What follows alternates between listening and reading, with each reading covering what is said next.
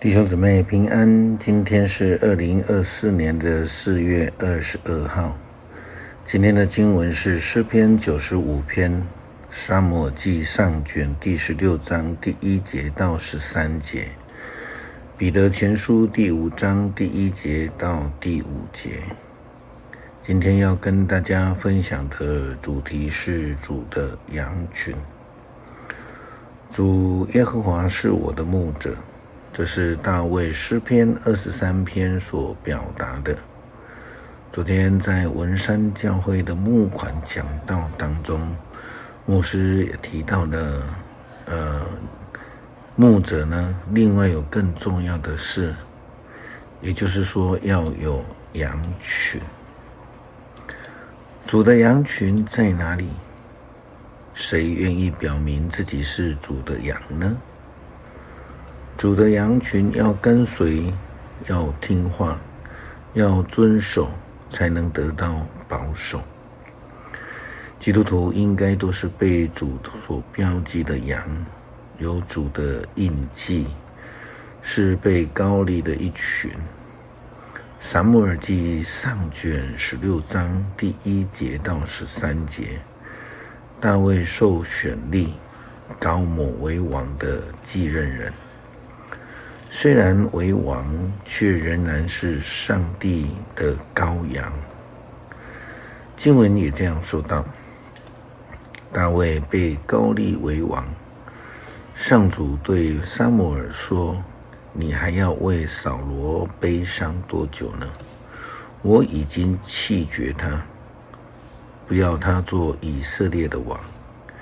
你带一些橄榄油到伯利恒去，到一个名叫耶西的人那里去，因为我已经选了他的一个儿子做王。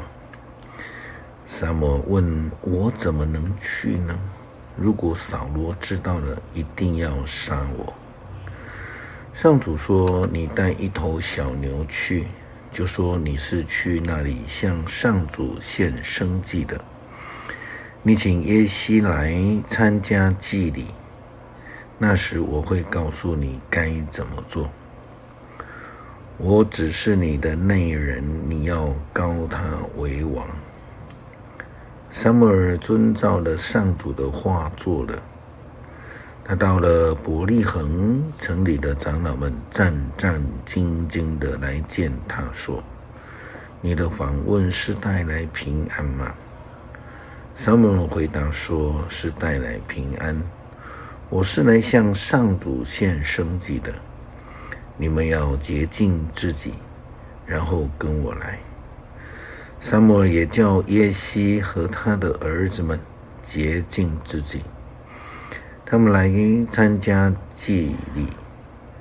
他们到的时候，撒母耳看见耶西的儿子以利亚，心里就想，站在上主面前的这个人一定是他所选立的。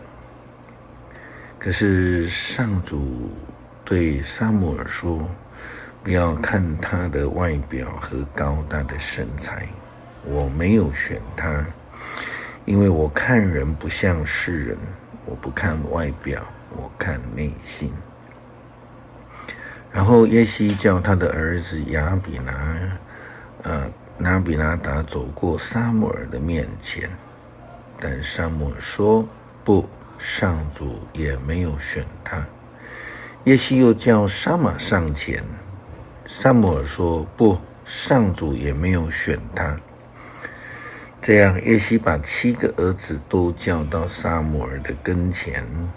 撒母耳对他说：不，上主没有选上他们当中的任何一个人。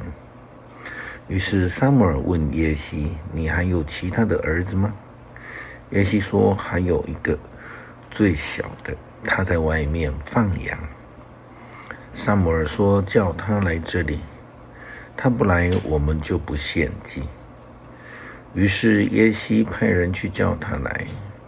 他是个英俊的青年，双颊红润，眼睛炯炯发光，上主对撒母耳说：“就是他，膏立他吧。”于是撒母耳把橄榄油拿出来，在他哥哥的面前膏立了大卫。上主的灵立刻支配大卫，从那一天起与他同在。然后撒母耳回拉玛去了。上帝差派撒母耳去选立、去膏抹一位继任的人选。这个的过程让我们明白了上帝挑选仆人的标准及原则。他不看外表，不看能力，他只看内心。这不过就是我们在教会里面选同工该遵守的原则吗？主的羊群是要能够遵守牧羊人的规范，愿意甘心乐意的跟随的。彼得也这样劝勉初代教会基督徒及领袖们。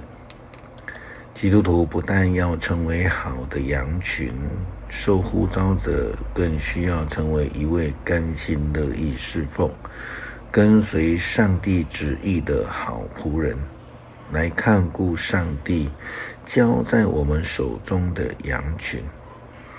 彼得前书5章第1节到第5节，彼得这样说道：上帝的羊群，我以一个长老的身份向各位同作长老的提出请求。我是见证基督受苦的人，要分享将来所显示的荣耀。我请求你们要牧养上帝所托付你们的羊群，甘心乐意地按照上帝的旨意来照顾他们，不是出于勉强，不是为了酬报而工作，而是自动自发的侍奉。不要辖制你们所牧养的羊群，却要做羊群的榜样。这样，那大牧者来临的时候，你们就会领受那永不失去光彩的华冠。同样的，你们年轻人应该服从长辈，大家要以谦卑为装束，彼此服侍。因为圣经上说，上帝敌对骄傲的人，赐恩典给谦卑的人。最近在脸书上，一位媒体的同工谈论到年轻牧者服侍的心态。其实不见得只有年轻牧者有人期许自己是一位如同公司的董事长、总经理或是执行长。基本上这服侍的本质是完全不同的，目的也不尽相同。就如同彼得在彼得前书第5章第1节到第5节所劝勉的，基督徒我们所要看重的是上帝的呼召，上帝的旨意。诗篇95篇颂赞之歌，来吧，我们来颂赞上主，来向拯救我们的保护者欢呼。我们要以感谢的心来到他的面前，我们要向他欢唱颂赞之歌。因为上主是大能的上帝，是超越万神的大君王。他统辖全地，从最深的地穴到最高的山峰。他管理自己所造的海洋，他管理亲手塑造的陆地。来吧，我们来俯伏敬拜他，来向创造我们的上主跪拜。他是我们的上帝，我们是他牧养的子民，是他带领的羊群。你们现在听他所说的话吧，不要顽固，像当年在米利巴的祖先，不要像他们在旷野，在马撒的时候一样。虽然他们看见了我为他们所做的事情，仍然在那里考验我、试探我。40年之久，我厌恶这些人。我说，他们是多么的不忠，他们不顺服我的命令。因此我在愤怒下发誓说，他们绝不能进入我本来要赐给他们安居的地方。感谢主呼召我们，选立我们成为你的仆人，来眷顾你的羊群。感谢主透过彼得的提醒，我们要甘心乐意，要遵守主旨意，来服侍，来跟随。感谢祷告，奉主耶稣基督圣名求，阿们。